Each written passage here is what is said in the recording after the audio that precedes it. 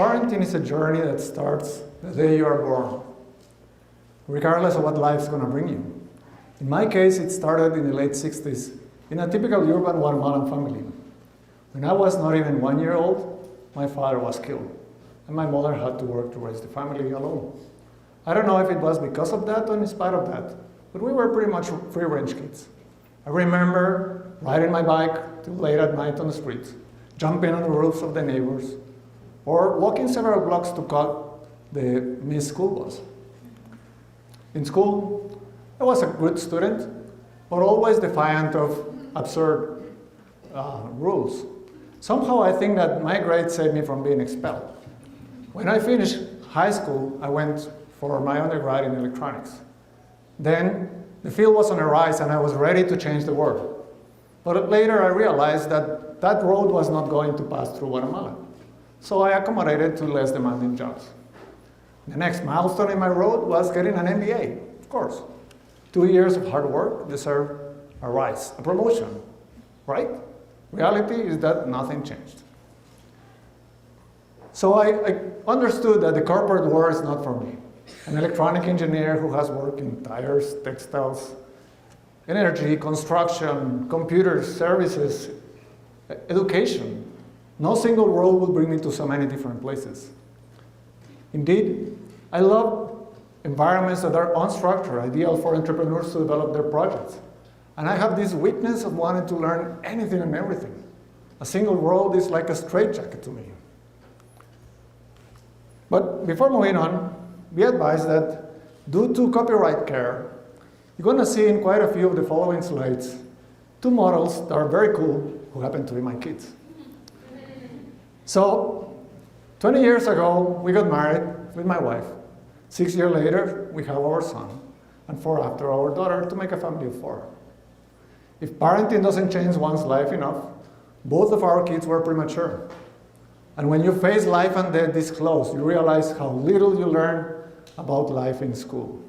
But you have no option. Life is a miracle in itself, and it should be celebrated all the time. We learn that there's a lot of people who had suffered similar situations, but for some reason they hide or forget. I think we get sucked by the system. So we were ready to start this new road to success with our kids. Soon we enrolled our son in early development classes. We purchased all kinds of educational DVDs, and both of our kids started school at the age of 2. All this excitement of parenting was not always rosy. There was this time when we started to receive warnings about our son having done this and did that, a big fuss for something that is normal for a preschooler. So we decided to change schools. The new school was nice, but we still felt how the system is limiting and stressful. I remember this conversation with the doctor. Doc, I don't want my son to be labeled as a problem child. He is a problem child, he said, not in himself, but for the system. But if that system didn't work for me, and it hasn't worked for most of the people I know, and I'm sure it is not working for many of you, why was it going to work for our kids? As parents, we felt trapped. We were just trying to find a second best. We wanted our kids to be happy, but it seems like the system had a different plan. We were looking for answers, and I started reading books and articles and papers and research, and found that there's a lot of information about this, but it's mainly ignored or twisted by those running the show. I also confirmed my suspicions that this golden road to success is crooked. My theory is that the mainstream educational system limits the freedom that kids need to learn and be responsible adults in the future. To understand the problem better, let's travel in time. Imagine that we are a family in the ancient times. If we were lucky, we were born as aristocrats, or we could get into clergy. But reality is that for the most people, life was pretty simple. We had little things to control, basically staying alive. With a life expectancy of 35 years, our life ahead was very short. Indeed, I shouldn't be here. Child mortality was very high. There's a study that estimates that 1 out of 3 English children die before the age of 6. So families were large to improve the odds of our offspring, but our emotional attachment was low. Raising children was expensive, so parents had to leave their kids at the age of 13 or 14. Many of you, kids, should be already out of home working and living. When young kids learn with unstructured play, imitating adults, and helping with chores. As they grew up ready to live, our best bet as parents was having them accepted by a master to learn crafts like weaving or bakery or forging or whatever. But this master-apprentice model was the road to adulthood. Learning anything else was expensive and useless. Actually, we just needed to find our spot in this big machine that society was. Pursuing a passion, that's not for that time. So let's move forward to the 19th century, the heart of the Industrial Revolution, a time when great inventors and entrepreneurs created amazing amounts of wealth. Ideas free people to move physically and socially. We no longer were trapped by our social class. Society became organic, growing and growing and growing. And factories needed skillful workers to work in the factories. So we as parents saw the opportunity that if our children could get in those new schools, they could get into work and improve the living standards of our families. Eventually, child labor was banned and substituted by schools. But our living standards were better, so we had more time to prepare our kids to join the workforce in this new vocational model of education. Playing was no longer part of the game. And this is still the world I grew up in the late 20th century. And it's just getting uglier today. Schools extend beyond hours through homework, or structured play that builds resume.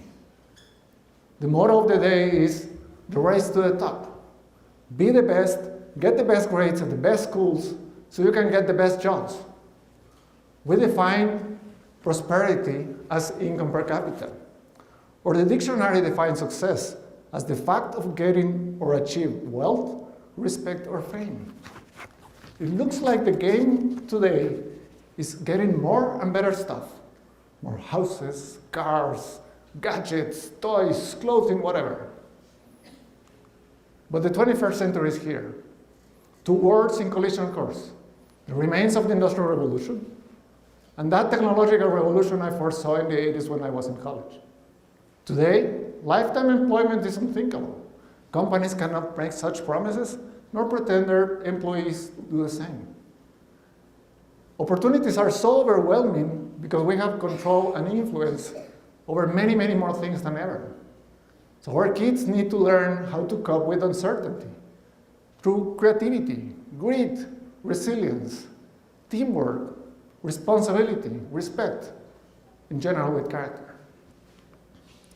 In 2010, Eric Schmidt, CEO of Google, said that in 2 minutes, we create more information than the whole history of the world before the internet.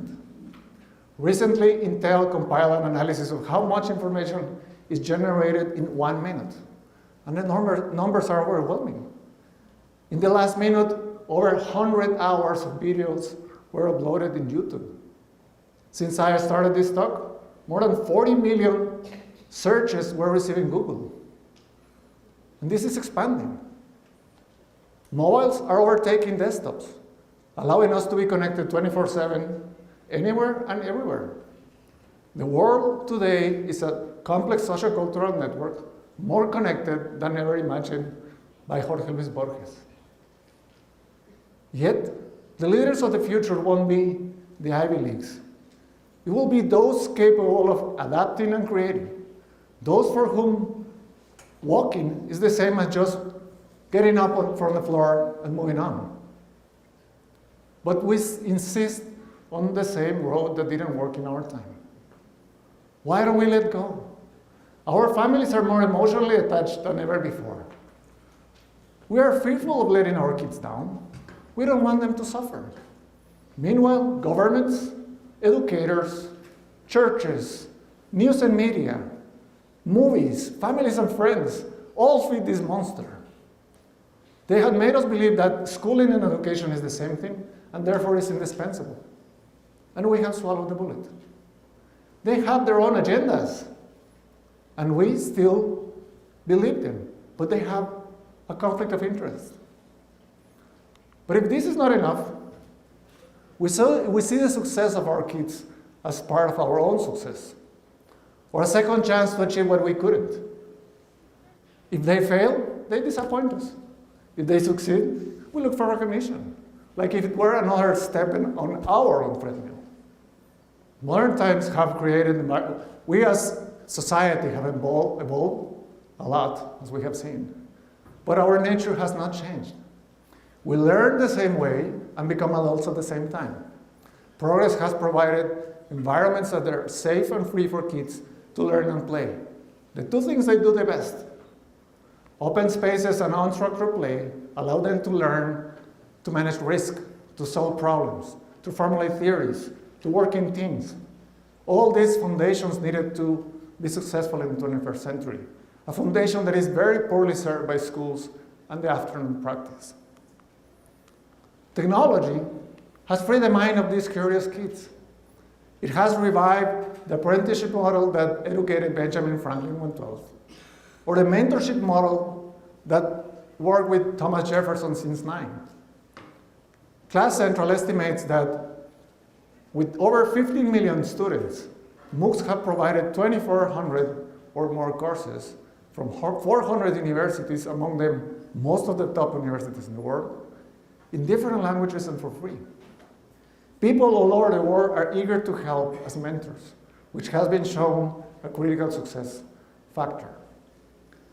In these times, companies have structured trainee programs that never existed in my time. Startups are getting unexperienced but talented kids to work as interns. For freelancers, the whole world is a market. In times of social media, we're talking about personal branding. You no longer can say you lack experience when there are blogs, video blogs, and all those social media platforms. Leaders like Jeff Sandifer and Michael Strong or Elon Musk have created schools like Acton Academy, Cabela Strong or Adastra, or Sugata Mitra and the School in the Cloud. And they are all beating the system, providing the environment for kids to get the mindsets and dispositions needed to lead in the future. We don't need traditional schooling anymore. We need to trust our kids. But sorry, kids, we cannot promise you a happy life. That's up to you. We can only promise you unconditional love. But love doesn't mean making promises that we can keep. Love means teaching you the values and trusting you will be capable of using them when needed. Let the children explore on their own. We can help them open their minds by sharing our own personal challenges in our jobs. Open their minds by exploring cultures or occupations. Be consistent with the idea of pursuing a passion, nurturing environments that are ideal for that purpose. Love means letting our kids fall and get on their feet, letting them celebrate when they succeed or cry if they fail. It means letting them set their own standards of success. Because as someone said, a broken arm is better than a broken spirit. 100 years ago, Robert Frost wrote this beautiful poem, The Road Not Taken, to a friend who constantly regretted his decisions. In a verse he wrote, "And both the roads that morning equally lay, in leaves not stepped had trodden black. Oh, I kept the first for another day, yet knowing how way leads unto way, I doubted if I should ever come back." The pursuit of passion is a journey of self-discovery. It's not a substitute of a career. We know there's a problem with the system. Challenge the system. Help these kids find a way to become free and responsible adults. Thank you very much.